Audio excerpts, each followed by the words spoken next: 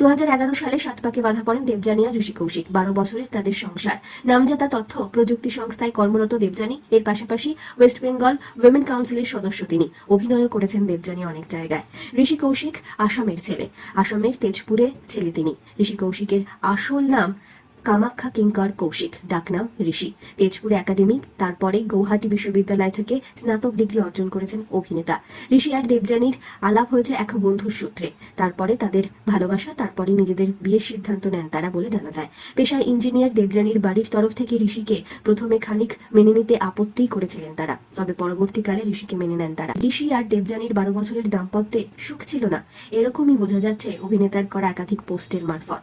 জানা যাচ্ছে এখন আর এক বাড়িতে থাকছেন না তারা, তবে এখনই বিচ্ছেদের কথা দুজনের মধ্যে কেউই জানাননি। কৌশিকের এই ভিডিও প্রকাশে আসার পর অনেকে অভিযোগ শোনার পর প্রশ্ন তুলছেন অভিনেতার দিকে, কেন 12 বছর তিনি চুপ ছিলেন, কেন এতদিন কোনো অভিযোগ জানাননি তিনি।